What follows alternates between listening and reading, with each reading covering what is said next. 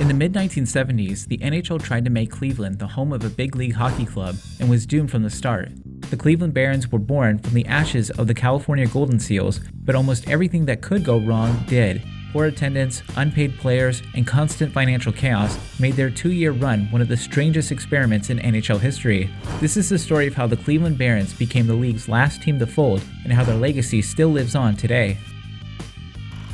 Before we get started, I just want to say welcome to All Sports History. This is a channel where you'll find many sports documentaries on sports leagues like the NFL, MLB, NBA, NHL, and much more. So please consider subscribing and hitting the notification bell if you don't want to miss any of those. Okay, let's get back to today's video.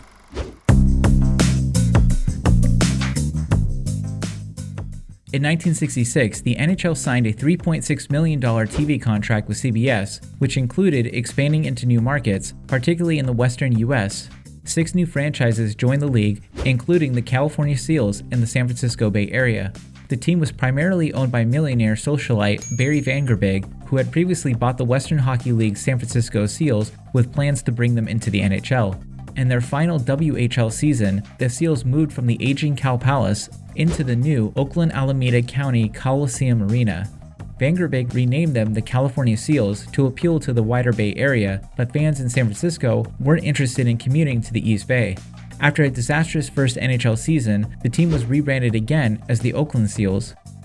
Vanderbeek frequently threatened to move the team, and Seals head coach Bert Olmsted even supported a move to Vancouver. A potential ownership group from New York also offered to buy them and move them to Buffalo. The NHL blocked both moves, partly to protect its CBS contract, which led to the Seals filing an antitrust lawsuit. The case dragged on until 1974, with the court ruling that the NHL had not violated any antitrust laws.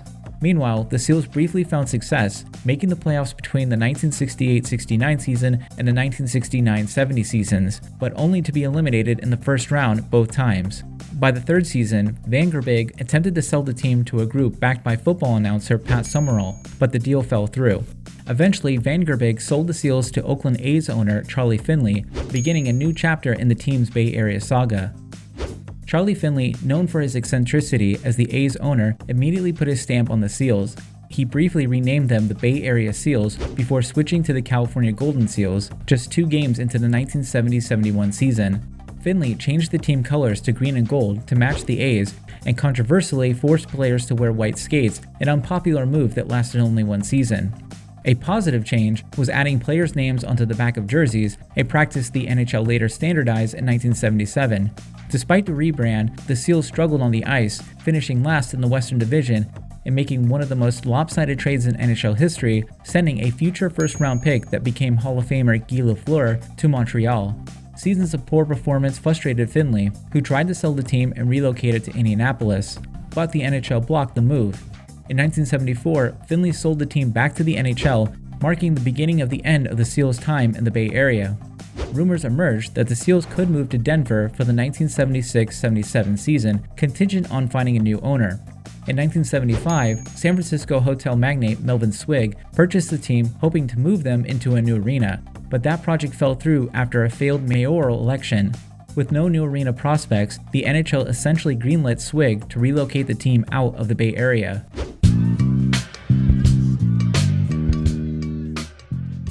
The Seals' minority owners, George and Gordon Gunn, convinced Swig to move the team to their hometown in Cleveland, Ohio. On April 4, 1976, the last ever California Golden Seals game took place with a 5-2 win over the Los Angeles Kings. That summer, the NHL formally approved of the Seals' relocation to Cleveland, where they would rebrand as the Cleveland Barons.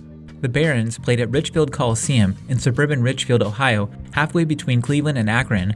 Originally built for the World Hockey Association's Crusaders, who left for Minnesota before the Barons arrived, and the NBA's Cleveland Cavaliers, Richfield Coliseum had the NHL's largest seating capacity at 18,544. On paper, the move to Cleveland should have energized the franchise. The city had been considered as a potential relocation site for an NHL team as early as 1935, when, believe it or not, the Montreal Canadiens considered moving there after having financial struggles. On top of that, Cleveland was home to the original minor league Cleveland Barons of the American Hockey League. From 1937 to 1973, the Barons were the most successful club in the AHL, winning their division 10 times and also winning 9 Calder Cups. The franchise folded in 1973, however, when the Cleveland Crusaders of the WHA, a professional hockey club, came to the city. Unlike California, Cleveland was near Pittsburgh, Buffalo, and Detroit, allowing for potential rivalries similar to the Browns, Steelers, and Ohio State-Michigan matchups. With the approval and the move done so hastily, the club had little time to set up a marketing campaign in Cleveland to announce their presence. The Barons never fully recovered from that lack of visibility. By January of 1977, Melvin Swig warned the NHL that the team may not finish the season due to payroll issues. Amid $2.4 million in losses, players went unpaid for 2 months, and a proposed 27% pay cut was rejected.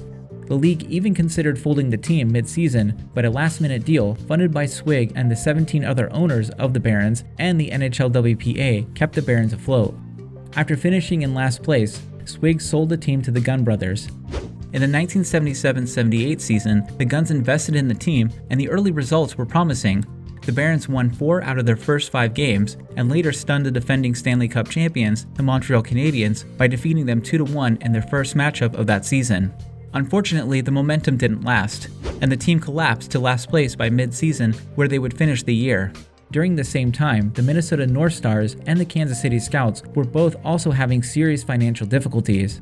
The Gunn brothers pitched the idea of merging the Barons with the North Stars franchise, which the NHL reluctantly went along with. The deal was formalized on June 14, 1978, with the North Stars absorbing the Barons and the Gunn brothers taking over as the new owners of the North Stars. I just want to pause real quick to ask, if you're enjoying this video so far, please hit the like button and don't forget to subscribe as well. Okay, let's get back to the video.